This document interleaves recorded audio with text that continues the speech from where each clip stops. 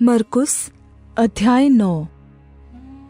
और उसने उनसे कहा, मैं तुमसे सच कहता हूँ कि जो यहाँ खड़े हैं उनमें से कोई ऐसे हैं कि जब तक परमेश्वर के राज्य को सामर्थ्य सहित आता हुआ न देख लें, तब तक मृत्यु का स्वाद कदापि न चखेंगे।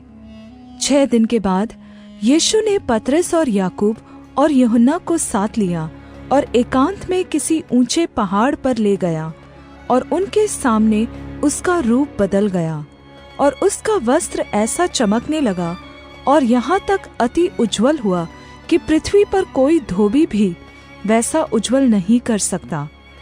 और उन्हें मूसा के साथ एलिया दिखाई दिया, और वे यीशु के साथ बातें करते थे। इस पर पतरस ने यीशु से कहा, हे रब्बी, हमारा यहाँ रहना अच्छा है, इसलिए हम 3 मंडप बनाएं, एक तेरे लिए, एक मूसा के लिए और एक एलिया के लिए। क्योंकि वह न जानता था कि क्या उत्तर दे, इसलिए कि वे बहुत डर गए थे। तब एक बादल ने उन्हें छा लिया, और उस बादल में से यह शब्द निकला, यह मेरा प्रिय पुत्र है, इसकी सुनो। तब उन्होंने एकाएक चारों ओर दृष्टि की, और यीशु को छोड़ अपने साथ और किसी को न देखा।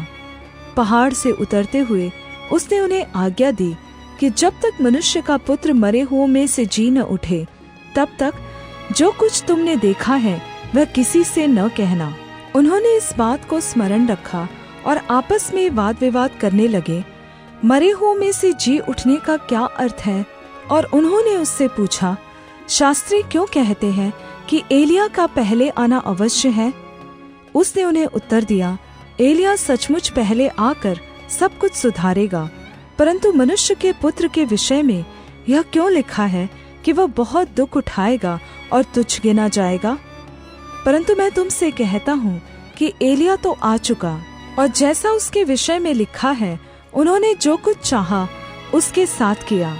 और जब वह चेलों के पास आया तो देखा कि उनके चारों ओर बड़ी भीड़ लगी है, और शास्त्री उनके साथ विवाद कर रहे हैं। और उसे देखते ही सब बहुत ही आश्चर्य करने लगे और उसकी ओर दौड़कर उसे नमस्कार किया। उसने उनसे पूछा, तुम इनसे क्या विवाद कर रहे हो? भीड़ में से एक ने उसे उत्तर दिया, हे गुरु, मैं अपने पुत्र को, जिसमें गूंगी आत्मा समाई है, तेरे पास लाया था। जहाँ कहीं वह उसे पकड़ती है वहीं पटक देती है, और वह मुंह में फेन भर लाता और दांत पीसता और सूखता जाता है। और मैंने तेरे चेलों से कहा कि वे उसे निकाल दे, परंतु वे निकाल न सके। यह सुनकर उसने उनसे उत्तर देके कहा, हे अविश्वासी लोगों, मैं कब तक तुम्हारे साथ रहूंगा और कब तक तुम्हारी सहूंगा? उसे मेरे पास लाओ। तब वे उसे उसके पास ले आए, और जब उसने उसे देखा तो उस आत्मा ने तुरंत उसे मरोड़ा, और वह भूमि पर गिरा और मुंह से फेन बहाते हुए लौटने लगा। उसने उसके पिता से पूछा, इसकी यह दशा कब से है? और उसने कहा, बचपन से। उसने इसे नाश करने के लिए कभी आग और कभी पानी में गिराया। परंतु यदि तू कुछ कर सके तो हम पर तरस खाकर हमारा उपकार कर। यीशु ने उससे कहा, यदि तू कर सकता है, यह क्या बात है? विश्वास करने वाले के लिए सब कुछ हो सकता है। बालक के पिता ने तुरंत पुकार कर कहा, हे प्रभु, मैं विश्वास करता हूँ, मेरे अविश्वास का उपाय कर। जब यीशु ने देखा कि लोग दौड़कर भीड़ लगा रहे हैं, तो उसने अशुद्ध आत्मा को यह कहकर डांटा कि हे गूंगी और बहरी आत्मा, मैं तुझे आज्ञा देता हूँ, उसमें से निकल आ और उसमें फिर कभी प्रवेश न करना। तब वह चिल्लाकर और उसे बहुत मरोड़कर निकल आई, और बालक मरा हुआ सा हो गया। यहाँ तक कि बहुत लोग कहने लगे कि वह मर गया। परंतु यीशु ने उसका हाथ पकड़ के उसे उठाया, और वह खड़ा हो गया। जब वह घर में आया तो उसके चेलों ने एकांत में उससे पूछा, हम उसे क्यों न निकाल सके? उसने उनसे कहा, यह जाति बिना प्रार्थना किसी और उपाय से निकल नहीं सकती। फिर वे वहां से चले और गलील में होकर जा रहे थे। वह नहीं चाहता था कि कोई जाने, क्योंकि वह अपने चेलों को उपदेश देता और उनसे कहता था, मनुष्य का पुत्र मनुष्यों के हाथ में पकड़वाया जाएगा, और वे उसे मार डालेंगे, और वह मरने के 3 दिन बाद जी उठेगा। पर यह बात उनकी समझ में नहीं आई और वे उससे पूछने से डरते थे। फिर वे कफरनहूम में आए और घर में आकर उसने उनसे पूछा, रास्ते में तुम किस बात पर विवाद कर रहे थे? वे चुप रहे, क्योंकि मार्ग में उन्होंने आपस में यह वाद विवाद किया था कि हम में से बड़ा कौन है। तब उसने बैठकर 12 को बुलाया और उनसे कहा, यदि कोई बड़ा होना चाहे तो सबसे छोटा और सबका सेवक बने।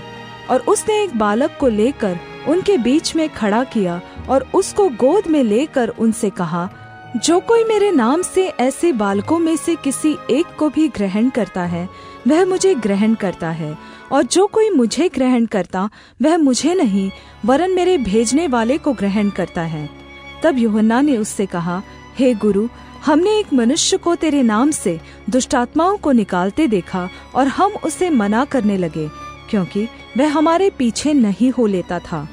यीशु ने कहा, उसको मना मत करो, क्योंकि ऐसा कोई नहीं जो मेरे नाम से सामर्थ्य का काम करे और आगे मेरी निंदा करे, क्योंकि जो हमारे विरोध में नहीं वह हमारी ओर है। जो कोई एक कटोरा पानी तुम्हें इसलिए पिलाए कि तुम मसीह के हो, तो मैं तुमसे सच कहता हूँ कि वह अपना प्रतिफल किसी तरह से न खोएगा। जो कोई इन छोटों में से जो मुझ पर विश्वास करते हैं किसी को ठोकर खिलाए, तो उसके लिए भला यह है कि एक बड़ी चक्की का पाट उसके गले में लटकाया जाए और वह समुद्र में डाल दिया जाए। यदि तेरा हाथ तुझे ठोकर खिलाए तो उसे काट डाल। टुंडा होकर जीवन में प्रवेश करना तेरे लिए इससे भला है कि 2 हाथ रहते हुए नरक के बीच उस आग में डाला जाए जो कभी बुझने की नहीं, जहाँ उनका कीड़ा नहीं मरता और आग नहीं बुझती। और यदि तेरा पाँव तुझे ठोकर खिलाए तो उसे काट डाल। लंगड़ा होकर जीवन में प्रवेश करना तेरे लिए इससे भला है कि 2 पाँव रहते हुए नरक में डाला जाए, जहाँ उनका कीड़ा नहीं मरता और आग नहीं बुझती।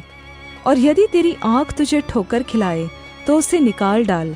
काना होकर परमेश्वर के राज्य में प्रवेश करना तेरे लिए इससे भला है कि 2 आँख रहते हुए तू नरक में डाला जाए, जहाँ उनका कीड़ा नहीं मरता और आग नहीं बुझती। क्योंकि हर एक जन आग से नमकीन किया जाएगा। नमक अच्छा है, पर यदि नमक का स्वाद बिगड़ जाए तो उसे किससे नमकीन करोगे? अपने में नमक रखो और आपस में मेल मिलाप से रहो।